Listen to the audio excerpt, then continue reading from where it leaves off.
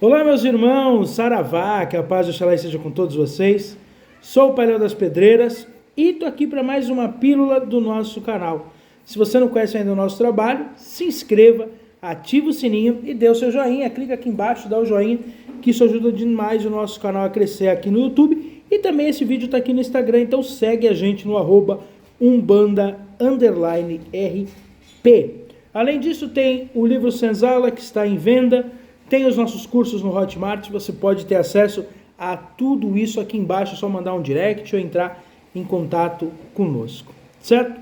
E hoje é 23 de abril e a gente não podia deixar de falar sobre a fé em São Jorge, né? São Jorge, que é um santo muito especial, extremamente popular aqui no Brasil. Aliás, já tem uma primeira curiosidade: São Jorge era o padroeiro do Brasil até que Nossa Senhora Aparecida fosse instituída pela igreja como a padroeira do nosso país. Então, antes dela, era São Jorge. São Jorge, que também é padroeiro até hoje do Rio de Janeiro, também é padroeiro de Portugal, da Inglaterra, da Geórgia e de mais uns 15, 20 países aí pela Europa e pela Ásia. Também é o santo padroeiro da Turquia. Aliás, Turquia, onde que provavelmente São Jorge tenha nascido, segundo uma lenda que ele teria nascido na Capadócia. A questão é que quando nós falamos de São Jorge, como ele é o padroeiro de Portugal, e muita gente tem muita fé em São Jorge, principalmente os portugueses, a primeira imagem de São Jorge que chega ao Brasil, chega nas caravelas, porque o próprio Pedro Álvares Cabral era muito devoto, e São Jorge é o padroeiro dos navegadores também. Aliás, ele é o padroeiro dos soldados, militares, navegadores, da cavalaria, de uma série de profissões, das profissões em geral. Então São Jorge sempre teve muita popularidade e era um costume que uma imagem de São Jorge fosse em cada caravela para proteger. E quando os portugueses chegam no Brasil, já instituem a primeira igreja, que vai surgir um pouco depois, já de São Jorge. Então São Jorge tem muita popularidade.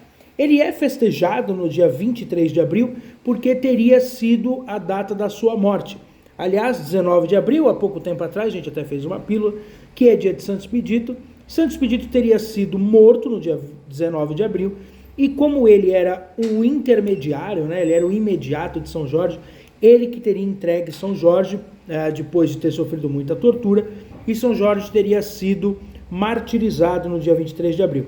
Martirizado porque São Jorge foi espancado, enforcado, mutilado, e depois de tudo isso, colocaram fogo em São Jorge e ele sobrevivia a tudo isso. No final, São Jorge foi esquartejado. Então, segundo a lenda católica, ele foi um santo que sofreu vários martírios e ele é considerado um dos santos mártires. Tá? E 23 de abril seria o dia da sua morte. Segundo a sua lenda, morreu em 303, a mando do imperador Diocleciano. Imperador esse que não matou São Jorge, mas matou uma série de santos: São Jorge, Santo Expedito, São Martinho, Santa Bárbara, São Cosme e São Damião, São Sebastião, entre vários outros santos que foram martirizados nessa mesma época, e segundo a tradição católica, todos eles mortos porque eram cristãos, eram contra a fé romana, do panteão romano, né, não eram politeístas, e por causa disso teriam sido mortos. A verdade é que a lenda de São Jorge não tem história que comprove que a lenda é verdadeira, mas o que se sabe é que ele é um santo extremamente popular. Sua popularidade vem através de Portugal, mas no Brasil acabou ganhando vários outros aspectos. É sincretizado com o orixá Ogum, principalmente no Rio de Janeiro e no Sudeste, mas na Bahia, literalmente em Salvador, São Jorge é sincretizado com Oxóssi, tá? Principalmente para o candomblé queto, e além disso, nas religiões de matriz africana, em geral, principalmente na Umbanda também, é sincretizado com Ogum, que é o santo, que é o orixá das guerras, é o orixá das batalhas, é o orixá do progresso, é o orixá da evolução, é o orixá do trabalho.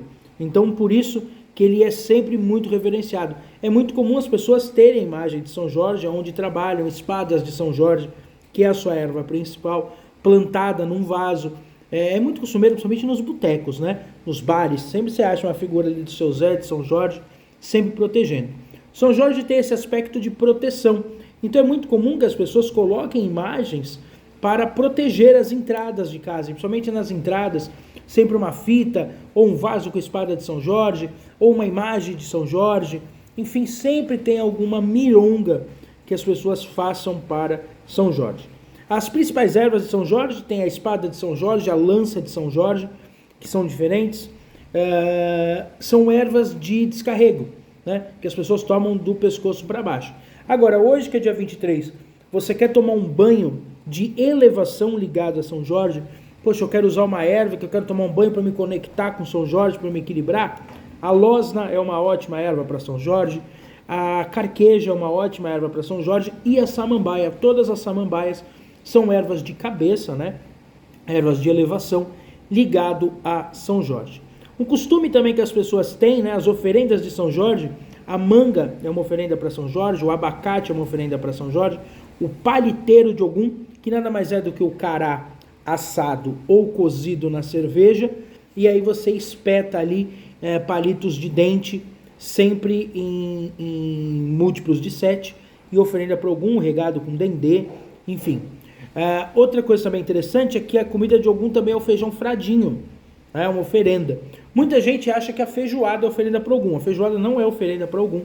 Né? Para Ogum se oferenda essas comidas, a feijoada é uma oferenda para Obaluaê.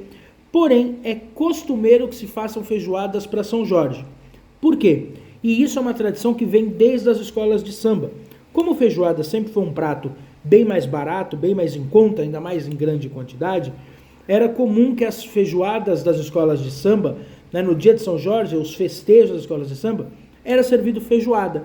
Então é muito comum hoje, na maioria das escolas tradicionais, tanto do Rio como de São Paulo, fazem as tradicionais feijoadas, porque é mais barato, e aí tornou-se uma cultura e ligaram a feijoada a São Jorge, mas realmente não é uma oferenda para algum, mas muita gente também faz essa feijoada para São Jorge. Mas hoje, Pai Léo, para mim é difícil fazer uma comida, mas eu queria fazer muito alguma coisa para agradar algum, para pedir caminhos abertos, para agradecer caminhos abertos. Então, uma velinha vermelha, palito, ou azul escura, depende aí da sua tradição, mas o vermelho é o mais comum na Umbanda. E aí você vai pegar uma cerveja Pilsen, a cerveja amarelinha, abrir uma latinha de cerveja, colocar no copo, uma vela do lado e oferecer para Ogum. A bebida principal de Ogum é a cerveja. Então você pode oferendar essa cerveja pedindo para Ogum caminhos abertos, pedindo para Ogum muita coisa boa, para São Jorge, para essa energia que nos dê força, nos dê determinação, que é a grande palavra de Ogum, força, fé, luz, proteção, que é sempre importante a proteção do nosso santo guerreiro.